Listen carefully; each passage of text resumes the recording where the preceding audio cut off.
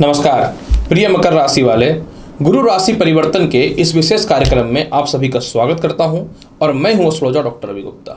प्रिय मकर राशि वाले, आज मैं आपको जानकारी दूंगा कि देव गुरु बृहस्पति जो प्रत्येक मनुष्य के जीवन में ज्ञान, धन, धर्म और भाग्य के मालिक होते हैं, यानी इसकी कंडीशन अगर कुंडली में अच्छी हो जाए तो मनुष्य अपने जीवन में कभी भी दुखी हो ही नहीं सकता है। तो आज मैं आपको जानकारी दूंगा कि देव गुरु बृहस्पति जो है मकर राशि वाले, यह 22 अप्रैल को प्रातः 5:04 से लेकर के 1 मई 2024 तक अपनी स्वयं की राशि मीन को छोड़ करके मेष राशि में प्रवेश कर रहे हैं, जहां पहले से राहु विराजमान है। और जब यह मेष राशि में बैठेंगे तो आपकी कुंडली के केंद्र भाव में आ जाएंगे। और ज्योतिष शास्त्र के अनुसार जब भी कोई ग्रह केंद्र भाव में और त्रिकोण भाव में होता है तो भले ही उस राशि के वह शत्रु हो, लेकिन शुभ और लाभकारी फल देता है। तो मैं आपको इसकी विस्तृत जानकारी आपको देता हूं कि जब यह गुरु का राशि परिवर्तन हो रहा है तो आपके जीवन में इसका क्या क्या प्रभाव पड़ेगा। प्रिय मकर राशि वाले, सबसे पहले मैं आपको यह बता दूं कि जब बृहस्पति मेष राशि में प्रवेश करेंगे तो आपकी कुंडली के चतुर्थ भाव पे यह विराजमान रहेंगे, जो आपकी कुंडली में द्वादश भाव और तृतीय भाव यानी पराक्रम के और खर्च के अधिपति के मालिक होते हैं। मतलब बृहस्पति का केंद्र में आना निश्चित तौर पे ये बहुत ही लाभकारी फल है।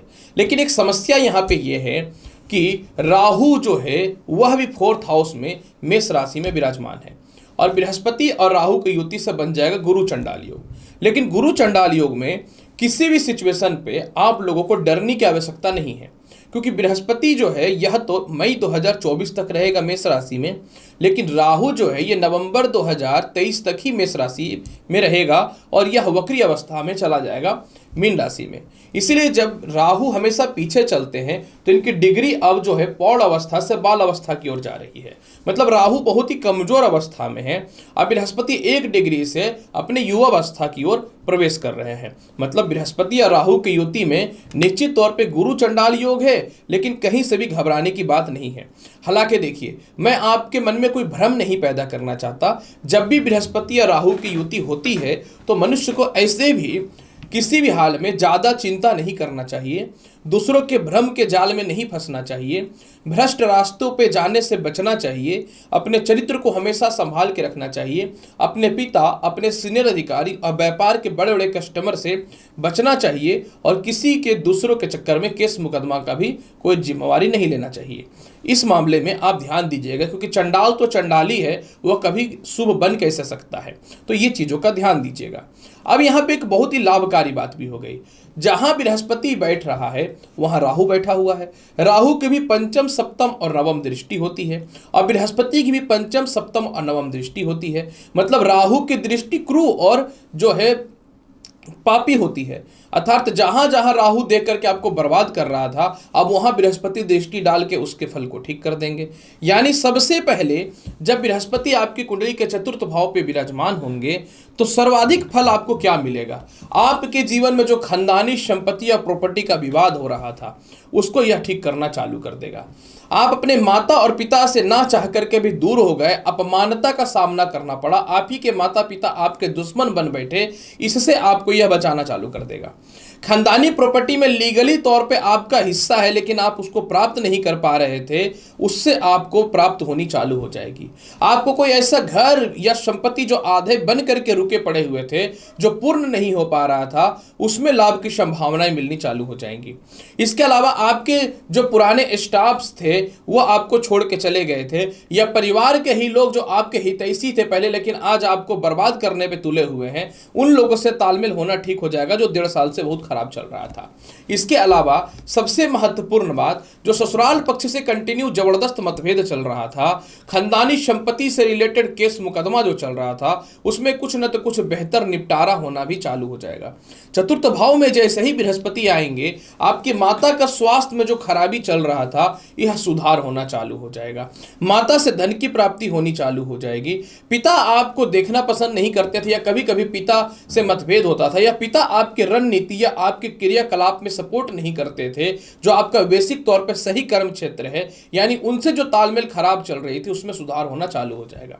हो क्या रहा था कि व्यापार विदेशों से रिलेटेड बहुत बड़े बड़े डील भी हो रहे थे, निश्चित तौर पे काम भी मिल रहा था, लेकिन पैसे जो बीच बीच में फंस जा रहे थे उससे लाभ की संभावना ये देना चालू कर देगा।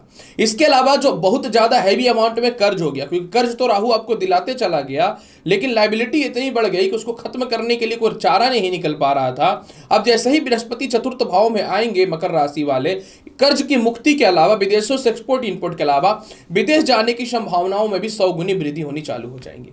इसके अलावा मकर राशि वाले जैसे ही बृहस्पति चतुर्थ भाव में आएंगे, जो आपका आत्मविश्वास और कॉन्फिडेंस खत्म हो गया था, जो आपके लव लाइफ में प्रॉब्लम हो चुकी थी, जो आपके रिश्तेदार या भाई बहन आपको बहुत बड़े शत्रु मानने लगे थे या आपकी छोटी छोटी कमियों को निकाल करके बार बार आपको नीचा गिराने का प्रयास करते थे, इसमें सुधार की संभावनाएं होनी चालू हो जाएंगी। इसके अलावा मकर राशि वाले, क्योंकि बृहस्पति आपकी कुंडली के द्वादश स्थान के अधिपति हैं, अतः जो पुराने व्यर्थ के केस मुकदमा या गलत आरोपों में जो आपको फंसा दिया गया था उससे आपको यह निकालना चालू कर देगा। सबसे महत्वपूर्ण बात यहां पे मकर राशि वाले आपके लिए यह भी रहेगी कि जिनको नए नौकरी व्यवसाय को लेकर समस्याएं थी, जिनको लगता था कि अब नया नौकरी व्यवसाय हो ही नहीं सकता, जिंदगी बस ऐसा ही घसीटते घसीटते चलेगा, एकदम शांत और तनाव मुक्त हो जाइए। नए नौकरी या व्यवसाय के योगों को तो कोई रोक नहीं सकता। स्त्रियों के लिए वैवाहिक जीवन बृहस्पति सीधा दायित्व होते हैं इसके, तो जिन स्त्रियों का वैवाहिक जीवन खराब चल रहा था या विवाह में जो समस्याएं चल रही थी मकर राशि वाले, आपको तो इसका निपटारा मिलना चालू हो जाएगा। लेकिन ससुराल पक्ष वाले जो आपके खिलाफ होकर के बात कर रहे थे, आपकी कमियां निकाल रहे थे, खास करके वह महिलाएं जिसके मायके से भी सपोर्ट नहीं मिल रहा था और ससुराल पक्ष से भी सपोर्ट नहीं मिल रहा था, वह सपोर्ट मिलना चालू हो जाएगा। इसके अलावा व्यर्थ के खर्च भी आप अपने जीवन में कम करना चालू कर देंगे। और सबसे महत्वपूर्ण बात क्या है, जिनकी शिक्षाएं रुकी हुई थी वह पूर्ण होनी चालू हो जाएंगी।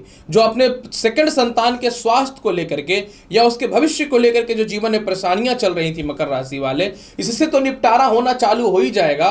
और सबसे महत्वपूर्ण बात यहाँ पे एक चीज यह भी देख लीजिएगा मकर राशि वाले, कि आप विदेश में रहते थे, वीजा ग्रीन कार्ड से रिलेटेड जो समस्याएं थी वह दूर हो जाएंगी। जो व्यक्ति सीए सीएस या फाइनेंस से रिलेटेड है, जो जुडिशियल से रिलेटेड है, लेक्चरर या टीचिंग से रिलेटेड है, ये बड़े बड़े यूनिवर्सिटी या कॉलेज चलाते हैं, जो मेडिकल के काम से रिलेटेड है, जो केमिस्ट से रिलेटेड काम करते हैं, जो खेती बाड़ी करते हैं, लकड़ियों से रिलेटेड काम करते हैं, कार के बड़े बड़े शोरूम चलाते हैं, आयुर्वेदिक काम करते हैं, योगा सेंटर चलाते हैं, फिटनेस सेंटर चलाते हैं, आप लोगों के लिए मकर राशि वाले यह समय गारंटी है कि बदलने वाला रहेगा। बस मैं यही बोलूंगा कि नवंबर तक अपने आप पे आपको संयम बना करके रखना ही पड़ेगा, इसके लिए कुछ भी हो जाए। फिर भी इसके प्रभाव को बेहतर बनाने के लिए करना क्या चाहिए मकर राशि वाले? सर्वप्रथम माता पिता सीनियर अधिकारियों से मतभेद करना बंद कर दीजिएगा। दूसरी बात, व्यर्थ की यात्रा पे पैसे खर्च करना बंद कर दीजिएगा। तीसरा, नवंबर तक कोई भी इन्वेस्टमेंट करने से पहले देख लीजिएगा किसी भावनात्मक बस बातों में आके गलत जगह पे इन्वेस्टमेंट तो नहीं हो रहा है। इसके अलावा प्रत्येक दिन गायत्री मंत्र का जाप कीजिए, हल्दी का तिलक प्रत्येक दिन लगाइए, स्नान करते समय जल में हल्दी जरूर डालिए, तांबे का एक कड़ा या छल्ला इसमें धारण कर लीजिए।